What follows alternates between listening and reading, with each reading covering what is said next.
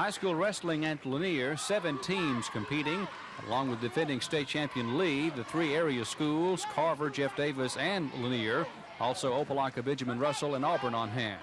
The Lanier Invitational started this morning at 10. The consolation games and championship matches began at 6 o'clock.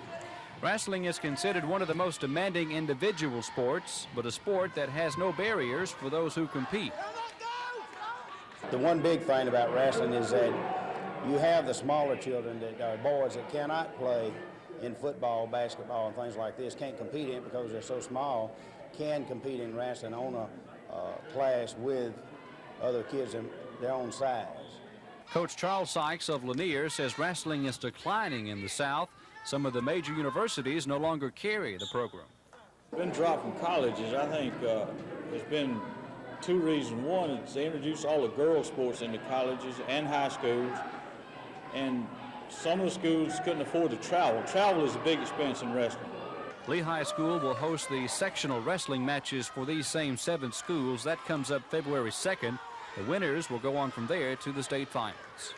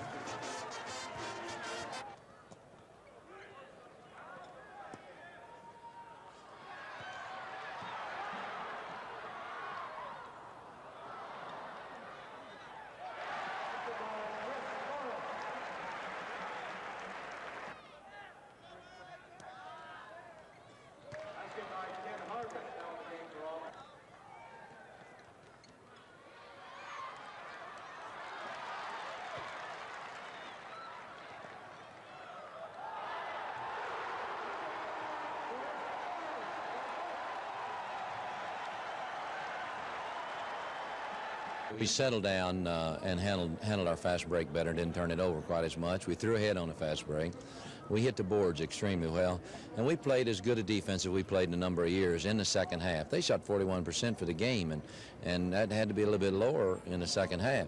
And we went to the backboard well, and I was really proud of our people from a defensive effort. And I thought our shot selection got a little bit better in the second half, and I think that helped things a little bit.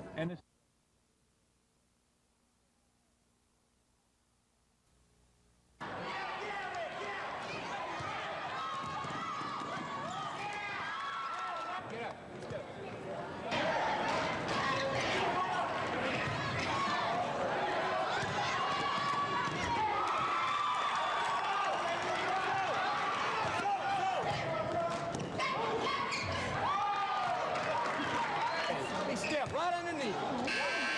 Step right underneath. Stepped under it.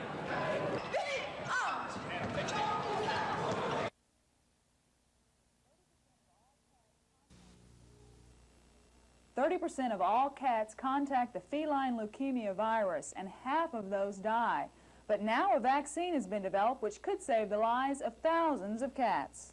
This is one of the first opportunities to prevent a virus-caused cancer through vaccination, which might hopefully serve as a basis for the prevention of human cancer. But most leukemia in people is not caused by a virus, and researchers are years away from preventing leukemia in humans. But a vaccine for feline leukemia is already being marketed by a pharmaceutical company in Lincoln, Nebraska. The company that is coming out with it has told me within the next few months, I assume it will come out on the market. Dr. Scherer says the vaccine will probably cost between $7 and $10 and would need to be administered annually like a rabies vaccine. A veterinarian can give your cat a blood test to determine whether it has leukemia. The symptoms are depression and loss of appetite. Because the disease is highly contagious and often fatal, the vaccine is a major breakthrough in feline health care. Lisa Walsh, WSFA TV News.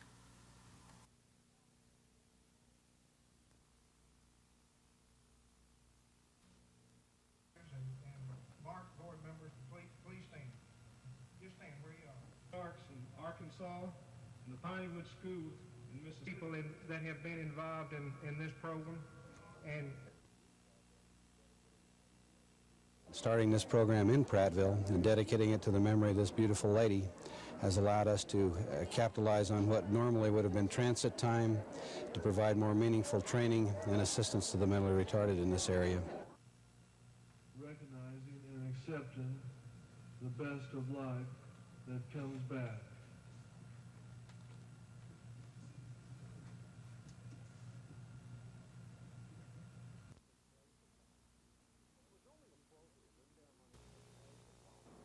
It was only appropriate this ceremony take place at Wallace Community College in the gymnasium named for Mrs. Cherry. The tributes came in many forms. A proclamation signed by Governor Wallace, honorary degrees from two-year colleges in her district, and standing ovations from the large crowd. Educators who have worked with Mrs. Cherry over the years say she will be missed. She always left the impression with her vote that she believed in the child,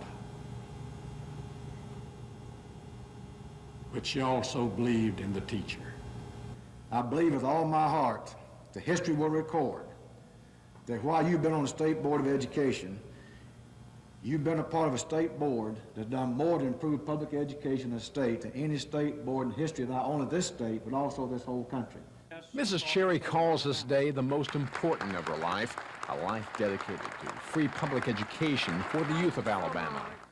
My primary concern throughout this period of time has been that each boy and girl and adult receive the best educational experiences possible from kindergarten through two-year institutions. Even though she's stepping down from the school board, Mrs. Cherry says her commitment to education will not end. Cal Calloway, WSFA TV News, Dothan.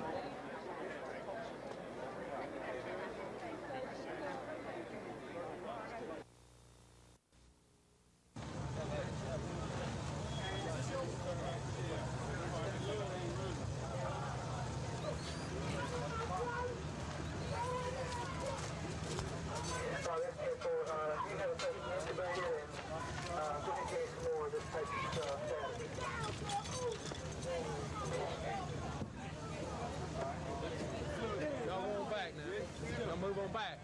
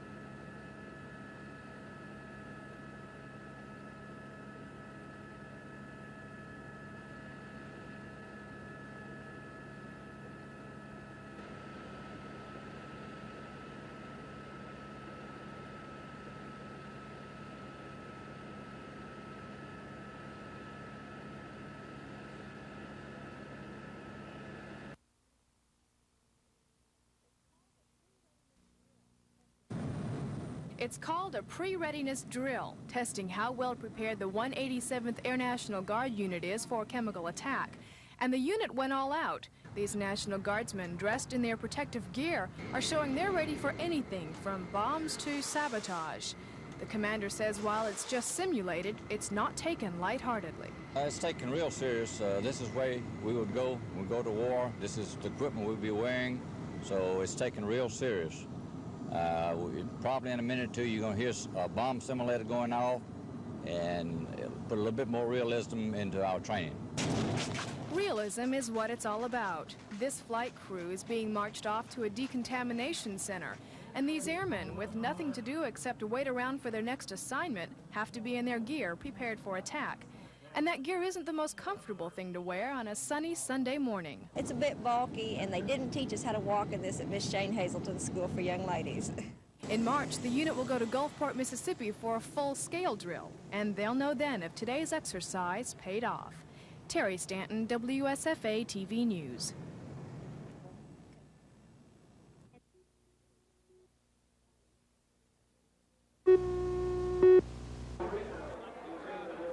The dinner was a wash, and athletes, entertainers, and guests willing to pay $125 a plate to see them.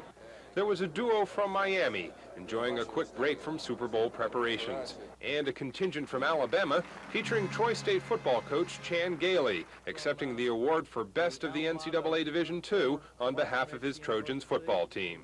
I'm honored to be coaching that group of young men and to be a part of, the great football tradition at Troy State, and just to be here and be a part of this and to be around so many other fine athletes that are representing so many other teams and coaches that are representing other teams. It's an honor for Troy State University and definitely an honor for me to be here as well. Gailey refuses to speculate about prospects for next year, but he says he's already recruiting as hard as ever, and players are now back in the weight room working out. There were awards off the gridiron as well, like the one that went to Olympic track star Lieutenant Alonzo Babers for being the year's best military athlete. I'd like to thank the Washington, D.C. Touchdown Club for this fine award, and I'd also like to thank the Armed Forces and the fine sports programs that they have that have given me the opportunity to make a dream come true. Thanks a lot. Babers' mastery of ground speed may shift to wind speed now as he waits for his slot in Air Force pilot training. Peter Quinn-Hackis, WSFA TV News, Washington.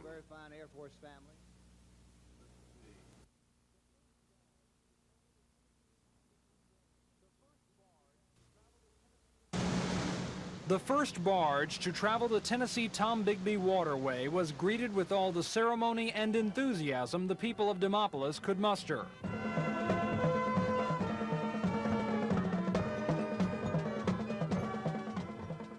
One of those on hand for the historic event was Alabama Congressman Tom Bevel.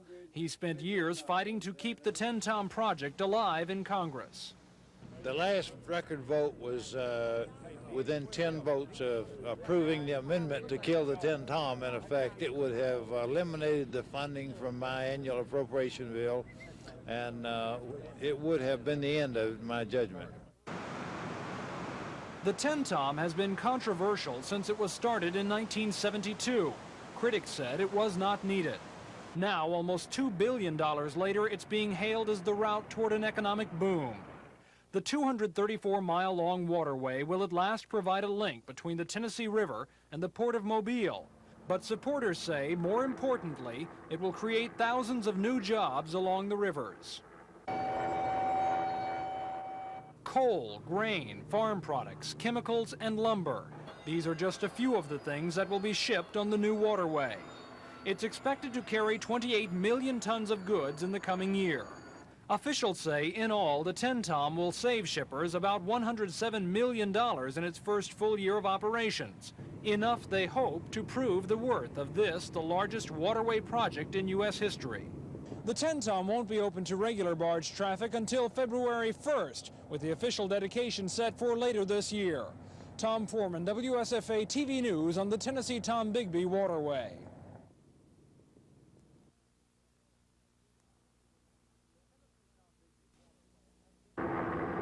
The Tennessee Tombigbee Waterway has been not only the largest waterway project in this country's history, but also one of the most widely debated.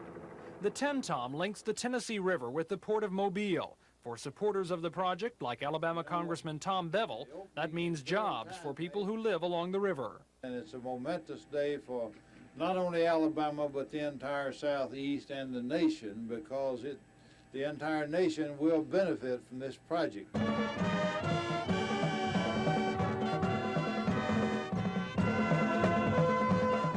But But those who oppose the $2 billion waterway say it's a waste of money, that barge traffic could just as easily use the Mississippi River. Still, the promise of jobs and economic prosperity has Tenn-Tom supporters rejoicing over today's historic trip. They're already calling the 234-mile-long waterway a big success. The Tenn-Tom won't be open to regular barge traffic until February 1st, with the official dedication set for later this year. Tom Foreman, WSFA TV News on the Tennessee-Tom-Bigby Waterway.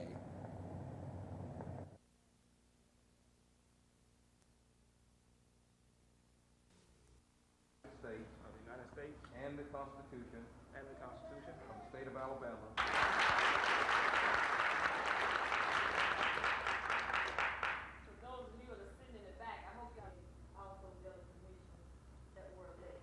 And starting the way.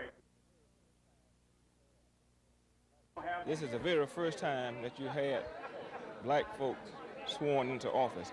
I think that the concerns that we have go hand in hand with the concerns a lot of people in the community have.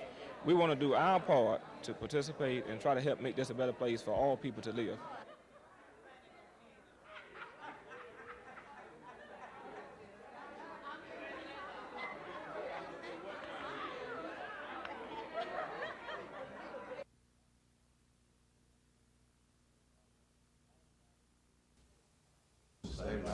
So long as I continue a citizen thereof.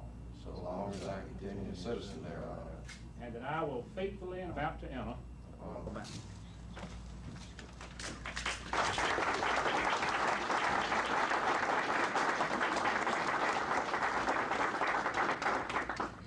I truly have mixed emotions today. It's just been one of the greatest honors that a person could have an opportunity to serve the good people of the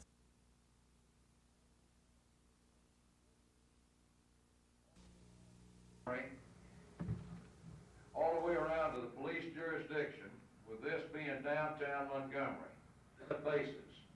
And then we've got the numbers that show the most tremendous amount of growth that this city has seen in a long, long time.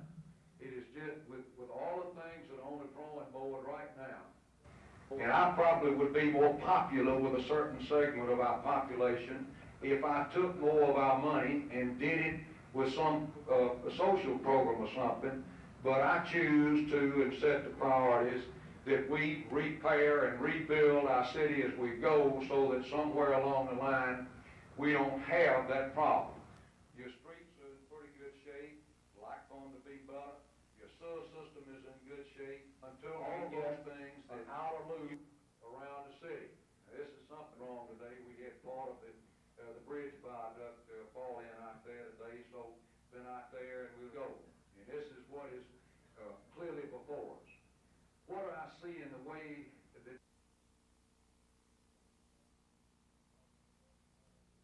that I am about to enter. Of the office of judge on the Alabama State Court of Criminal Appeals, the judgeship which I'm about to enter. To the best of my ability, so help me. Months and years ahead, we lawyers will emphasize the courtesy, respect, and consideration to which each is entitled. Ability, so help me God. Congratulations, Judge.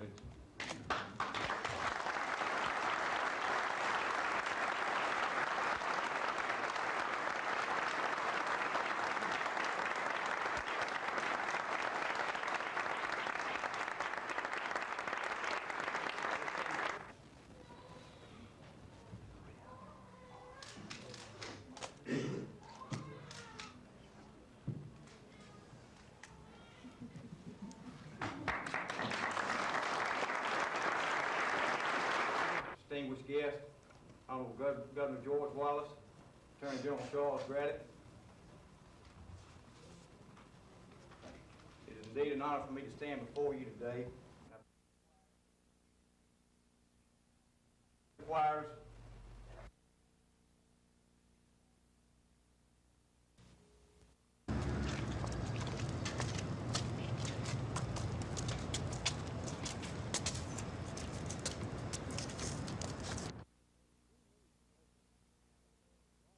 And we need to know something in Alabama, law enforcement does, with regards to what their responsibilities are. I think it places them in a very dangerous situation.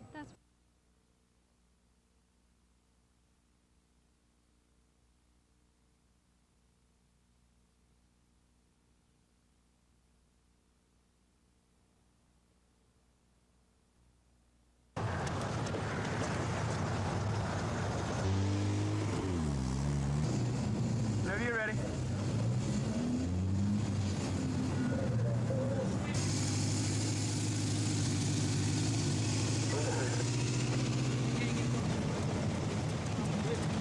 All right. Speed up just a little bit, sir.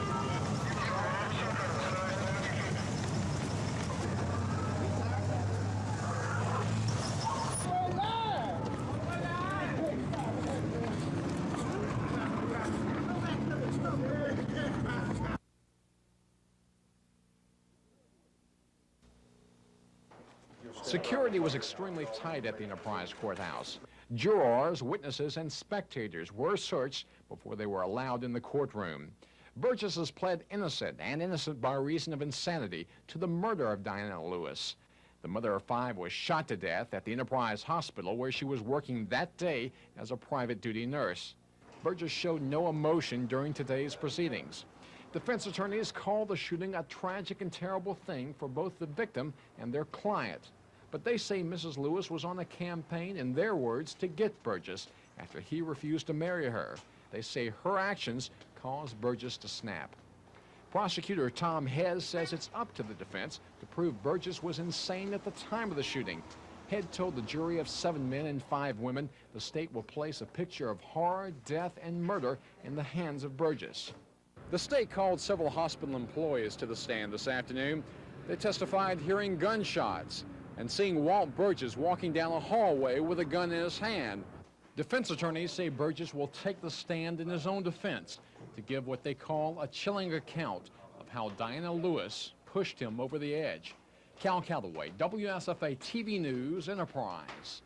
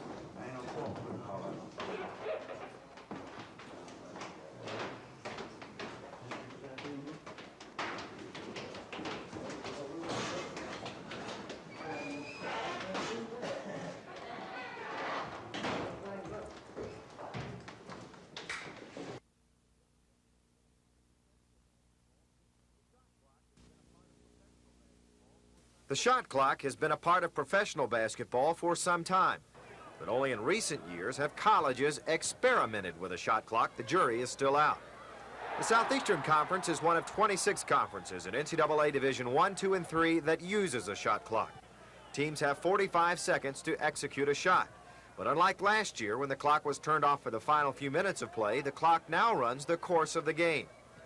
SEC coaches have different ideas on what effect, if any, the new ruling will have on the conference race. I don't think so, Dave. I really don't think the clock is that much of a factor on the game. I think that, you know, the best teams are going to win most games. The clock isn't going to win or lose games. Players are going to win or lose games. Some teams don't play particularly well with the shot clock. We're going to see a very stereotyped game this year because of the 45-second shot clock. A lot of zone defenses. So to me, the shot clock's going to have a bearing on who wins this league. I think it did last year, and I think it will this season. But while SEC coaches differ on what effect the clock will have on the final scoreboard, they generally agree it will make for some interesting coaching. I think it puts more pressure on the coach because he's going to have leads and going to have to keep shooting it, and he's going to get beat by some teams that he has the lead on, where if he had one good ball handler and some free throw shooters, he could probably put it in a deep freeze and hang on. We have preferred when we had the really good guards, when we had Ennis in that group, and we were withholding the ball from play, to do some of that of withholding the ball from play the last 2 or 3 minutes, but now you can't. So I think it'll affect a little bit. I'm not sure it's good for coaches that are on the road if you have a lead where you could, maybe hang on and shoot it out at the line and get out of there with a win. But I think it's going to prove to be exciting for the fans and probably be good for basketball. Whether the shot clock will remain a part of college basketball remains to be seen. The NCAA Rules Committee will take another look at its experiment at the end of the current season.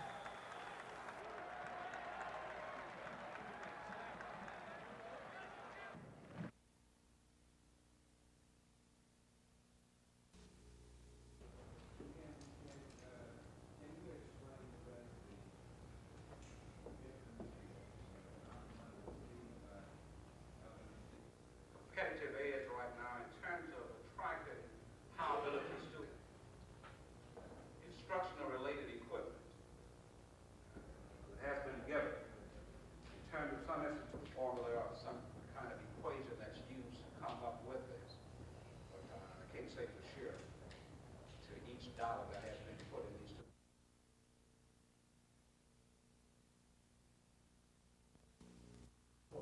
So when Mr. Houston left behind, Mr. Neal had him to lay off a bunch of the men that he had, then all this responsibility was put on me. All right, so I appreciate you coming down. All right. Thank you. I think the job that big is gonna be. Well, Thank you, I appreciate it. No, you got it all. Let's get back to the.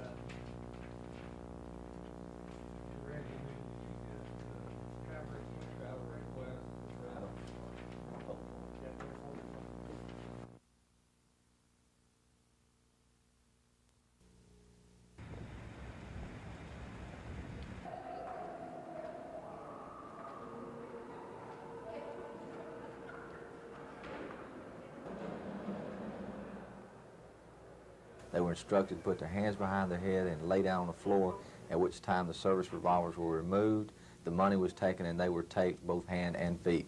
A fourth member came around the corner, also an employee of the mall. She confronted the robbery in progress and was also made to lay on the floor. Her hands and feet were also taped. Witnesses have described to us an older model ivory-colored car in which the suspects are believed to have left the scene in.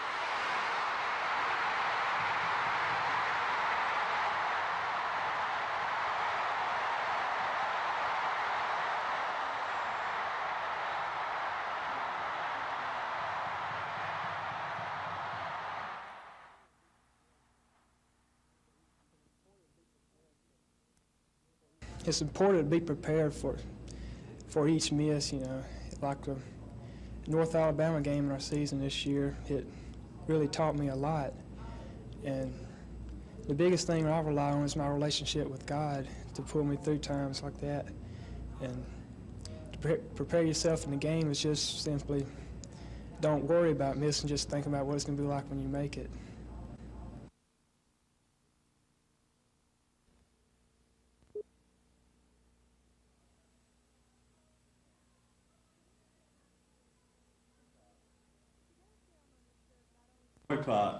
Today's ceremony served not only to commemorate the birthday of Dr. King, but also to reaffirm his cause. Dr. King's former attorney told students at Alabama State to carry on the movement started more than 20 years ago. It means we must translate the cooperative spirit of the 50s and 60s and use it realistically in the 80s. It is just as important to us today as it were then, to unite our efforts politically, educationally, socially, and economically, just as we did in the 50s and 60s. A voice that had so much to say. 20 years ago, Dr. King stood behind the pulpit here at Dexter Avenue Baptist Church.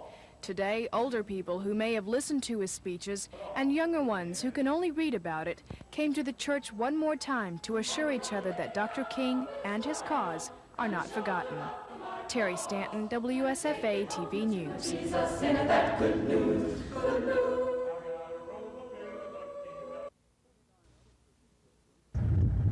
39 other prison systems from New York to California are now under federal orders. But State Corrections Commissioner Fred Smith says tens of millions of dollars had been saved immediately when Alabama's court order was lifted. The $5 million, we're mainly talking about employees, with 247 employees, but we also saved 2 years of litigation costs by signing the agreement with the plaintiffs instead of going to court and fighting a battle for 2 years. So we're talking about a little over $500,000 savings to the taxpayers there alone. And you know, the supervised intensive restitution program, which is in part responsible for coming out from under the court order, we're talking about savings to the taxpayers alone there in just a little over a year of $90 million in construction costs. Prison officials and inmates say the food served in the prisons has improved. That was once a constant gripe from inmates, and they also say production at the various prison industries has increased as a result of improvements brought on by the court order and other changes credited to Commissioner Smith. Commissioner Smith says the state of Alabama will continue to save millions of dollars as long as constitutional conditions exist within the prison system. This is Norman Lumpkin, WSFA TV News, State and Prison. They came by the hundreds. Businessmen, teachers, artists, preachers, and politicians. They came to be wined and dined, all in the name of, well, Montgomery. This was the 95th annual meeting of the Montgomery Area Chamber of Commerce, something like a pep rally for business. And this year's meeting was a happy one. As chamber officials put it, the past year has been good for industry around here.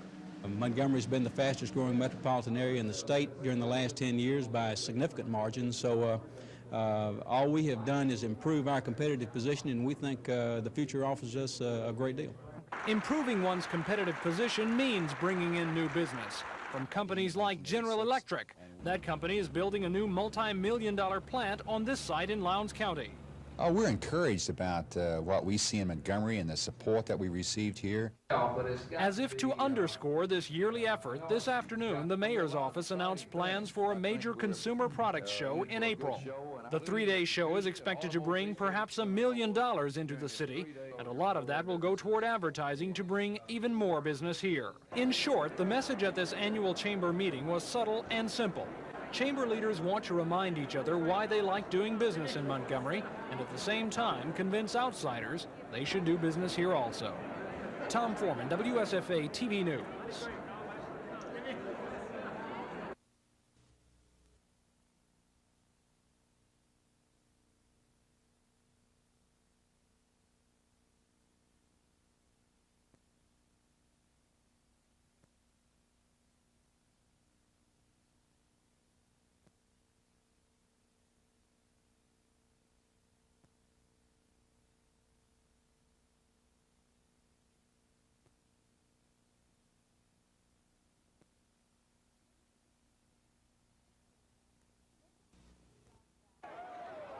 Macon County's dog track, Victoryland, is making more money than anyone ever expected.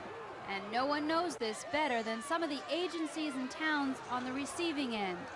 The Macon County Racing Commission handed out more than $1 million. That's the commission's share from just the last 3 months of 1984. 4 towns got money: Tuskegee, Franklin, Notasulga, and Shorter. Technically, Shorter isn't supposed to be getting money yet, but state lawmaker Thomas Reed said getting Shorter on the list is just a formality. The biggest check went to the Macon County School Board. The board got more than $300,000 it can spend as it pleases, and another $290,000 to go for salaries of all school employees. These agencies and towns can look forward to checks from the track every 90 days for the next 20 years. Susan Silvernail, WSFA TV News. Were to take an ignorant too, where would we want to put it to get another point? Grade schools spent nearly $900 million last year in state money educating the state's children. And Dr. Teague wants to see that figure grow by $133 million next year. The bulk of the increases would go to hire nearly 2,500 new teachers, primarily in the areas of guidance counseling, elementary arts and music, and as a special area of emphasis, kindergartens. And I guess if I had one priority this year, I'd ask you to take that in consideration as a number one priority. It'll cost $4.8 million to totally fund now the kindergarten program once and for all.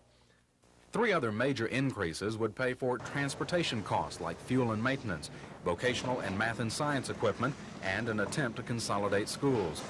The biggest increase expected isn't even in Teague's budget, and that's the nearly $130 million teacher pay raise and merit pay plan being proposed. That merit pay plan and Teague's growth plan total more than $260 million, 2/3 of the $365 million new dollars expected, and the 2-year and 4-year colleges haven't even made their pitches yet. Teague had one dampening remark about the merit pay plan. He says to maintain the new salaries, new taxes will likely have to be considered down the road when the education budget growth patterns level off. Chris Grimshaw, WSFA TV News at the Capitol.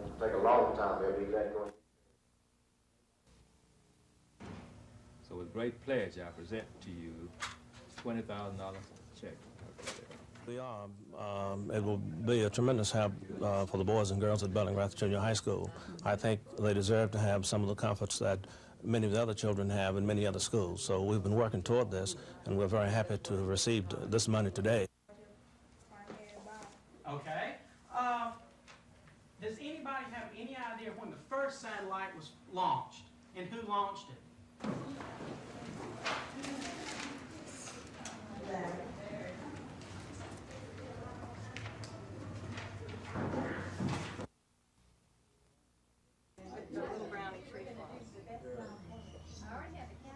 Oh my goodness. And this is a cake made with Samoas. These are the Samoas that have caramel and you like those? This is the Samoa cookie that it comes from. At least I got meat with the mom. She don't know how to It's called Celestial Cake. Alicia is programmed. Alicia is programmed.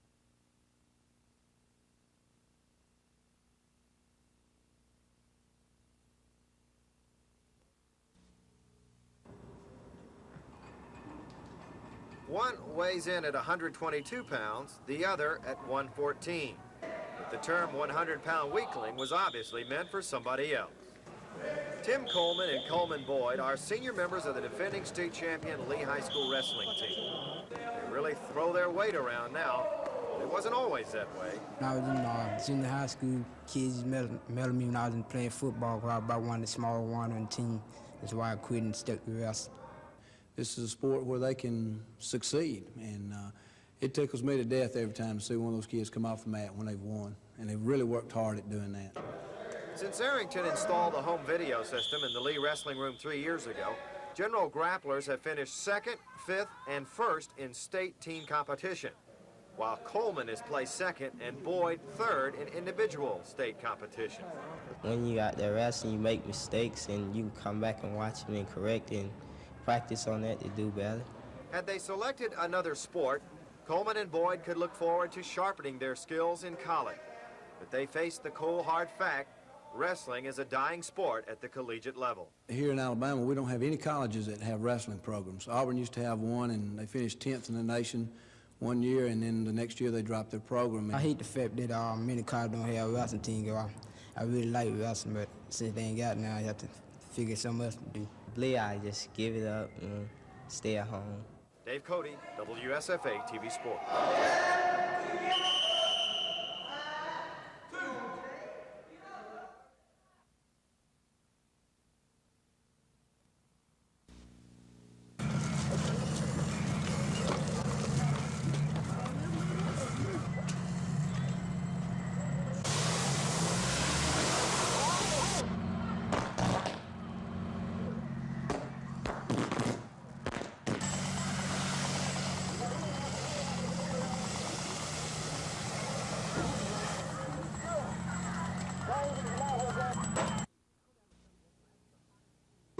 Alabama comes in perhaps the hottest team in the league with 3 straight victories, the last 2 over league favorites LSU and Kentucky.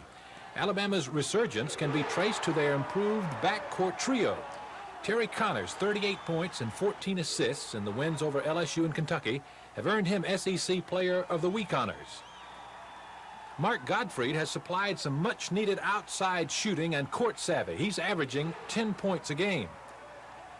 But perhaps the most surprising Alabama player is Jim Farmer. The Tide has reeled off 3 straight wins since the Dothan sophomore was inserted in the starting lineup. I think it's not quite as big as football, but to us it is, and I think to them it is too. We got to get down there and play hard and execute, and maybe we can come out with a win. Auburn leads the league in rebounds. Alabama is tops in allowing its opponents fewest rebounds. The Tide will look to their stars, Bobby Lee Hurt and Buck Johnson, in that department. Every game we play at Auburn, it's tough. You just got to go down and just play, play a lot of intensity and be ready to play. Every SEC team that plays good defense has held Chuck Person under his average. Alabama plays good D. Chuck will have plenty of attention tomorrow night. It's going to be another one of those games where I had to sacrifice my offensive, on the offensive end and try to, just control him or contain him defensively. I know I won't probably shut him down, but, just take away from his average a little bit, and hopefully we can come out on top. We're minus an inside game right now because we're trying to get Chuck shots by moving him outside. So the inside part of our game is gone. But, when you get into an Auburn-Alabama game, people have a tendency to jump higher. So maybe we'll establish an inside game for this game. It's not a matter for the courts to get into the wisdom of the expediency of legislation. And the court has said many times that the acts of the legislature are presumed to be correct and valid. And in this case, the expenses were expressly found to be reasonable by the Supreme Court in 1979 at $65 a day. And now here we are 6 years later at $85 a day. And this court order has challenged the reasonableness of those expenses fixed by the legislature. We don't think the trial court has any power or jurisdiction to do so.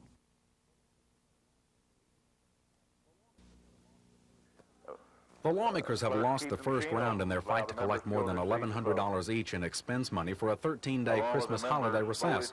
Montgomery Circuit Judge Randall Thomas issued an opinion saying there may be some question as to the reasonableness of the lawmakers' expenses. And in so doing, he ordered the money be put into an interest-bearing account while the issue goes to trial. The case developed when Montgomery attorney Jim Ziegler questioned the lawmakers' paid holiday. Judge Thomas said in his opinion that a lump sum payment not tied to any actual expenses could be considered unreasonable. But the lawmaker's attorney, Oakley Melton, still contends the court can't second-guess the legislature and shouldn't even be hearing the case. But Melton admits this opinion opens a can of worms as it relates to legislative expense pay. If they're not legal for this 13-day period, then it could be questioned on any other recess period. Including weekends and possibly weekends, or 4th of July, or Easter, or AEA holidays. The legislature takes breaks just like, most other businesses and organizations. The lawmakers will have to decide if they want to go ahead with the planned February 20th trial or appeal the injunction directly to the Supreme Court. Chris Grimshaw, WSFA TV News. Now, our next major hurdle is coming in here Wednesday night. Hey, you don't have to get up for that one. People out in town get up for that one. Alabamians never have taken to basketball the way they have football, except when Auburn and Alabama play each other. And they play tomorrow night at the sold-out Auburn Coliseum. Well, they're tough as always, a rival. It's going to be a close game, no matter if we have a better team than they do or vice versa. Alabama comes in perhaps the hottest team in the league with 3 straight victories, the last 2 over league favorites LSU and Kentucky. Alabama's resurgence can be traced to their improved backcourt trio. Terry Connors' 38 points and 14 assists in the wins over LSU and Kentucky have earned him SEC Player of the Week honors. Mark Gottfried has supplied some much-needed outside shooting and court savvy. He's averaging 10 points a game. But perhaps the most surprising Alabama player is Jim Farmer. The Tide has reeled off 3 straight wins since the Dothan sophomore was inserted in the starting lineup. I think it's not quite as big as football, but to us it is, and I think to them it is too. We got to get down there and play hard and execute, and maybe we can come out with a win. Auburn leads the league in rebounds. Alabama is tops in allowing its opponents fewest rebounds. The Tide will look to their stars, Bobby Lee Hurt and Buck Johnson, in that department. Every game we play at Auburn, it's tough. You just got to go down and just play, play a lot of intensity and be ready to play. Every SEC team that plays good defense has held Chuck Person under his average. Alabama plays good D. Chuck will have plenty of attention tomorrow night. It's going to be another one of those games where I had to sacrifice my offensive, on the offensive end and try to, just control him or contain him defensively. I know I won't probably shut him down, but, just take away from his average a little bit, and hopefully we can come out on top.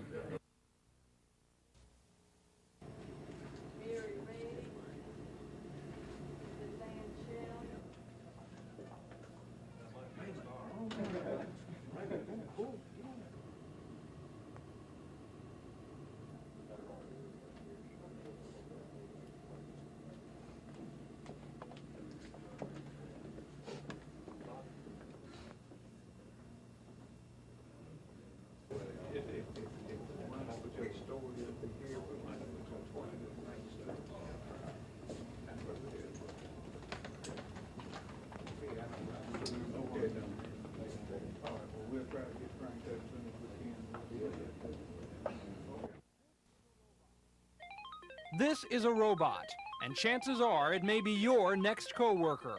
That's the vision of Robert Malone, an expert on robotics and computers who spoke at Auburn University at Montgomery today. And if you don't believe this, there are people already building these things. Malone has spent years studying, building, and working with robots and trying to prepare the public for the robot age we're now entering. You can see what you could have in the year 2000 right now. You would say, this is magic. This isn't real. Robots are already being used in many industrial settings, but new technology is bringing robotics closer to home. Experts like Malone predict we'll have robots to mow our lawns, vacuum our houses, and perform other simple chores within 3 years. No kidding. As the technology becomes more complex, we have greater need for more intelligence on the part of all participants. All participants. You can't move the thing up beyond a certain point without moving the entire world up to a certain point. Of course, Malone warns with the new age of robotics will come a new age of responsibility, such as our responsibility as a society to look out for workers who may lose their jobs when the new robots move in. Tom Foreman, WSFA TV News at AUM.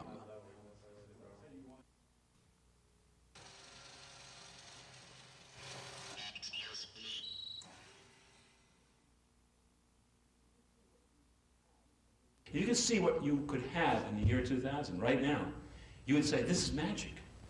This isn't real. Saying, hey, Charlie, the engineer, can he, folding the wheels down by himself? I mean, forget it. He couldn't even move them. So interscale intelligence that we can then put under the hood.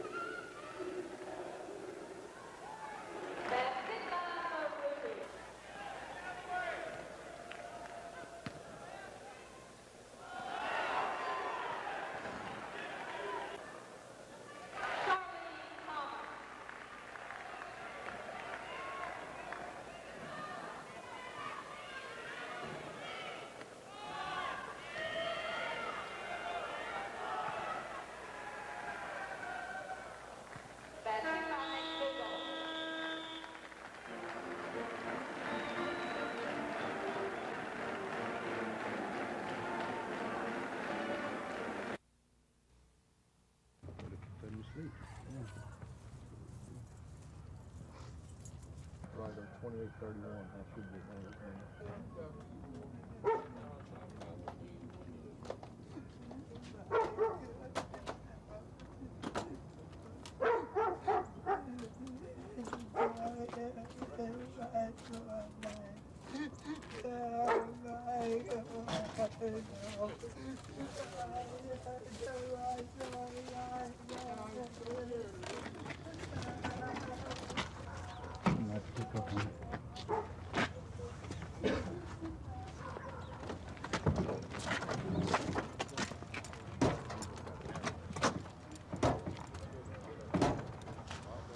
reach over and see if you can get that lead. Got it? Got it?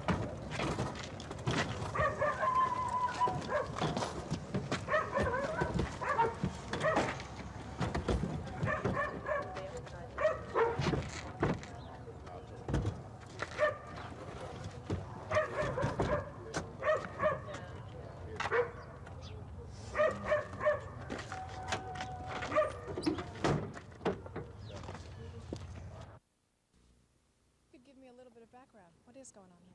Well, the people that are here today.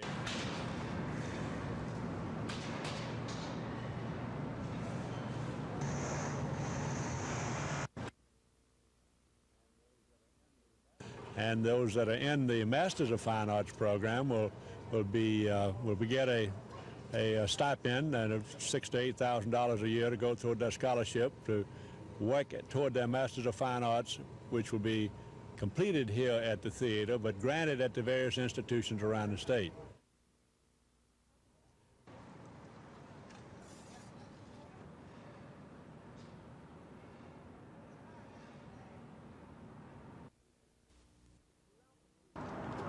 Throughout the three-day trial, Burgess showed little emotion. Today was no exception.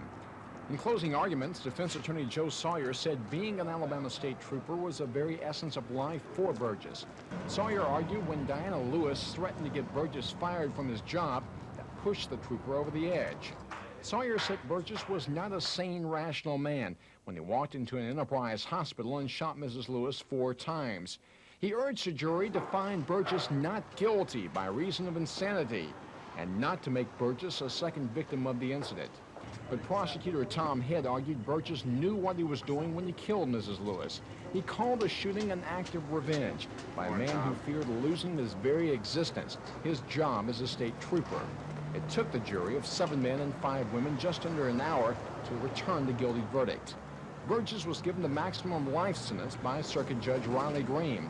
Defense attorneys did not say if they will appeal the conviction. Cal Calloway, WSFA TV News, Enterprise.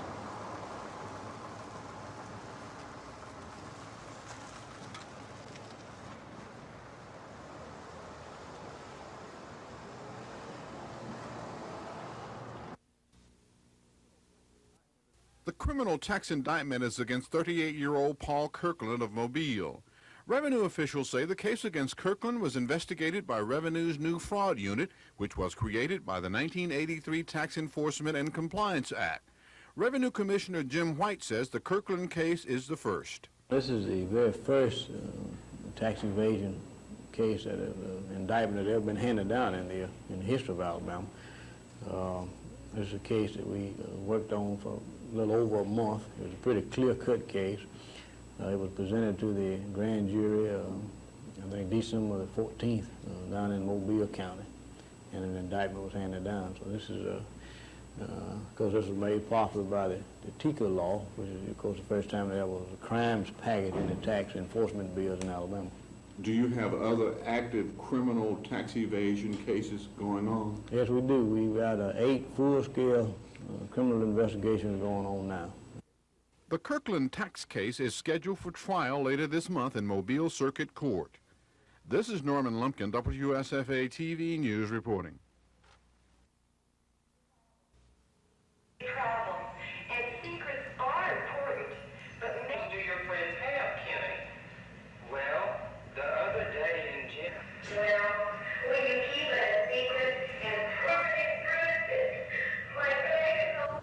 Oh, don't cry. You're going to be all right. You talk to her. It just hurts for a minute, but it doesn't give you bruises like what happened to Tommy.